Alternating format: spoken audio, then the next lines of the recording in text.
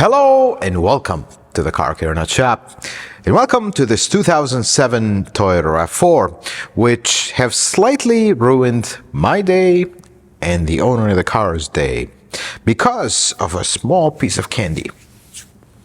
How come a piece of candy would bring a car down? That's what you would ask. Let me show you. This is the 2007 RAV4, or it's in the process of returning to being one. You notice there's something missing behind the dash there, the HVAC box. See, this car came into the shop probably sometime in the summer. Right now we're in the middle of winter. Sometime in the summer, came in for an inspection. They had an issue with the heater only working on one position. Never works on foot, never works on defrost, only on face. At the time we looked at it, the servo motor would like move and jam up and come back, and you really can't even see it in the car. So I told the customer, look, I believe we may have a servo motor that is jamming up, but there's always a chance there's stuff I can't see. So let's go into it with a servo in our hand. If we're gonna pull an HVAC box, we're gonna do an evaporator. That is always recommended. And let's hope for the best, because really, unless you have x-ray vision, you can't really see what's going on inside because it's such a tight area, you can't.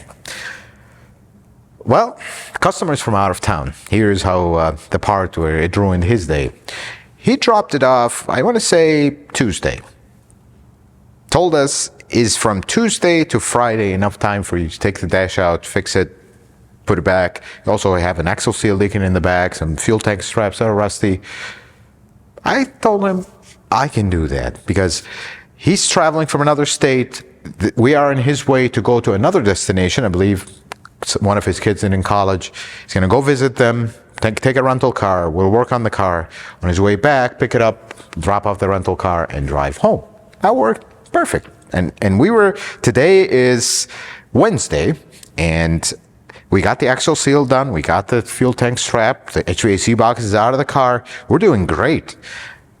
Except the part that ruined my day. We'll get to the part that ruined his. I take the HVAC box, which is this one, by the way, and this, as soon as we separate it, literally went like this. Okay, well, that's not good.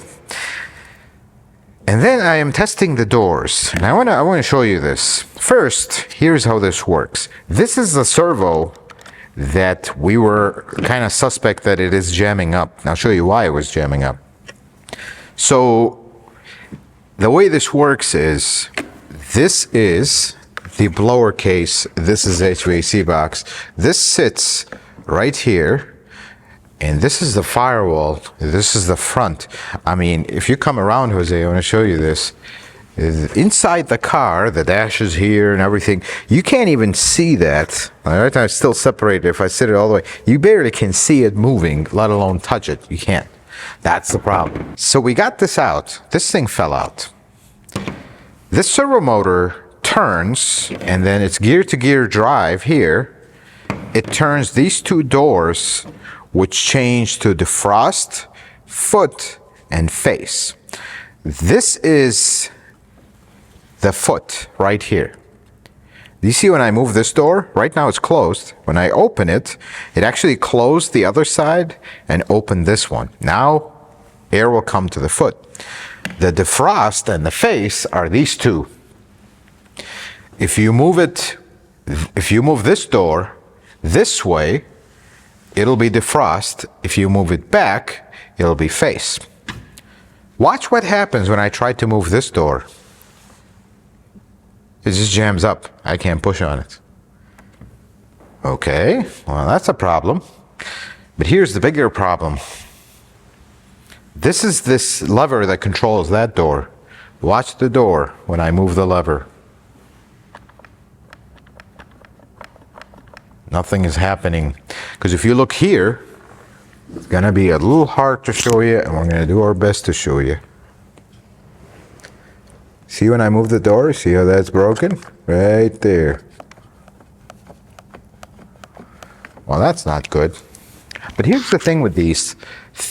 Doors like that don't just break on their own. There has to be a reason.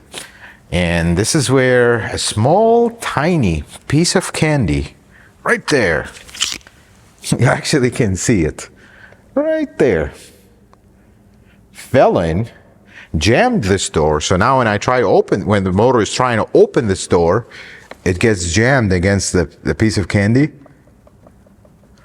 Eventually the motor kept trying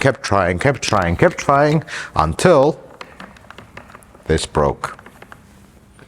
And then when this broke, I'm assuming the force of it popping broke this arm.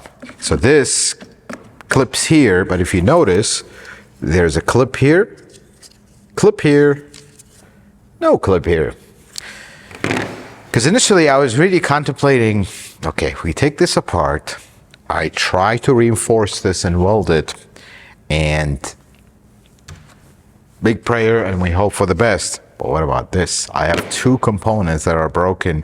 And then we just stopped right there. And then it's like, are we in the business of gluing cars together? Or are we in the business of me handing this car back to this customer and telling them, see you in 10, 15 years, or until the HVAC box gets hungry again and another piece of hard candy falls in? Yeah, I don't do that. We're not going to tell you. And this is not exactly a little bulb on the side of the car. It takes you 5 minutes to remove. We have to disassemble half the car to get to it. So we're not going to take risks. This is what ruined my day, because now I have to call this customer and tell them, you have to replace this HVAC box, which this HVAC box, as of data filming this video, is $2,500. I don't know why that is the case, but that's the price from Toyota. Here's the problem though. I mean, the reason it is this expensive is because it comes with the evaporator, comes with the heater core, comes with all the servo motors, comes with everything. I wish they would have an option, because there's nothing wrong with all of these. There was an option just to get the case, or just to get this, or just to get the door. I wish they would do that. And I get that it's difficult for them parts-wise, because this is a lot of parts in this one box. But that's the problem. You can't. I mean, I am not going to risk putting this, gluing it, and putting this and hoping it holds. And then what if it doesn't hold? You get one cold day where things are a little frozen and this breaks again, and here we go, back to square one. Can't do that. That's the problem. Here's what ruined my day even more, and the customer's day. And this is just becoming a problem, folks. I mean, I have probably 15 cars in the shop right now waiting for a little part. This part is available as a part, believe it or not, 2007. I mean, this is not a part you see replaced every day. They're available. There's 8 of them in the country, but in the country, not in our local warehouse. They're telling me it's going to be a week to 10 days to get this part. So there goes the customer's plan of coming back from their trip, picking up the car and going home. And now I have a car that is practically undrivable, unmovable, that's going to sit here for 10 days. This is where we usually film our reviews. So I don't know what we're going to do next week, Jose. We do have a review. We do have some what do you call them? Go jacks, or they're not go jacks, they're kind of imitation version of it. We moved it. It was actually in the middle here. Moved it to the side. This is the problem with automotive repair. I mean, you go into a job like this, you don't know what you're going to find until you have it in front of you. I mean, who would have thought a tiny little piece of candy fell in here? And this is where the point of this video is. This is not the first time I see this, folks. I want you to be very careful with this stuff, and especially the gem of kids that we have. You leave your kids in the car. We all have kids. We love these little gremlins to just more than life itself, honestly. But you let them loose in the car, they'll see the open vent. They have a candy in their hand. Oh, I can put a quarter. Maybe it'll give me a gumball or something, like at the doctor's office. They'll do this, and you might not notice it until you go change the mode, and then it breaks the door. It's unfortunate. Now, the most important question is, what are we thinking that this is? Because me and Jose have been kind of watching that little piece. I don't even want to remove it, but what do you think that is? What Jose told me it was something. What was it? A Whopper. A Whopper. Not the Burger King Whopper, the other Whopper. I guess we'll put a little picture here what we think this is, but that's all it took, fortunately, to wipe this entire thing down. And I wish we could just get the door, or just at least get the door, maybe I can fix it. But this, I wish you could get these parts separate so we wouldn't have to replace this entire thing, which I have all my parts ready. Sorry guys, this is the moments where you're like, so close. I started working this in the morning, got this out. I was planning on, today is filming day for us. We're planning on not filming to get this car ready, just to give us a little bit of leeway. We have one full day of driving the car, make sure everything's good before they take it back. And well, that plan, like they say, we plan and God changes these plans in a second, and we just have to follow. But in case you have one of these RAV4s, this RAV4 has a very interesting dash and very interesting setup here. I want to say they are one of the easier ones to work with. Excuse the mess. We really stopped halfway. We didn't even arrange anything yet. It's against the walls. You can't open that door. But here's the deal with this. It has this style bar. So do you see how the bolts are here? They're not here. And the reason for that is there is no space to put bolts here. So they bolt here on both sides. Usually, like you get some RXs, it'll be this style only on that side. This side will be bolted through here. But this one, because it has this style, you can actually leave everything in, harness-wise and everything, lift the bar, move it to the side, get your HVAC box out, and rehook it. That's the only reason why you can actually do this in this. Makes it a little bit easier, a little bit less invasive, because you're not removing all the wire and harness. You still have to remove some of it. But the biggest thing is the dash is a two-piece dash. I'll open the back here. You see how the dash is a two-piece? You have the top part, and then you have the bottom part. Pretty interesting how they do that. I wish every car was like it. It's actually pretty simple. Most cars, this and this part, like the upper part and the lower part, they're one piece. Makes it a lot bigger. It's a lot more complicated to remove.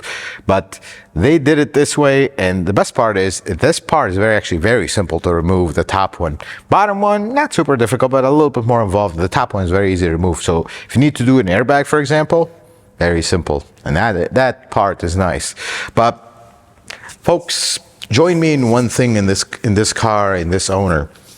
For me, it really breaks my heart that we have to do all this and kind of stop the job, but that's part of my job. It happens.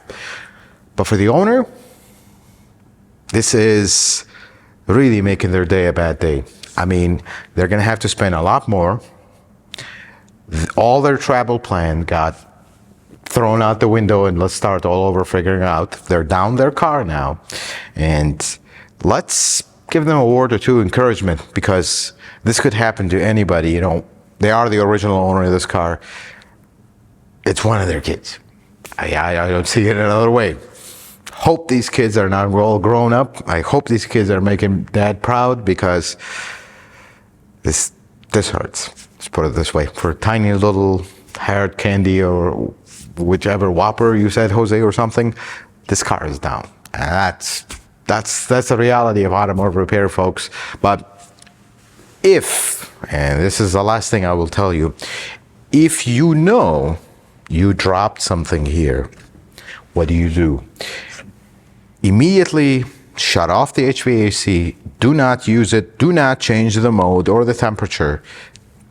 Get it extracted. Sometimes, like this particular case, if we would have known that something fell in there, you can actually remove the top part of the dash. Because this is a two-piece dash, you could remove the top part of the dash, remove the vents in this particular RAV4. These, like the ducts that sit here, and I'll show them to you in the car here.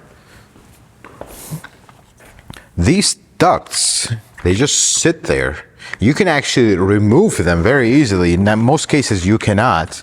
You can remove them very easily, and you can actually go in here. So the view will be, this is the firewall. This is the glasses right here. You can actually get in here and try to see with the camera what do we have and try to extract it.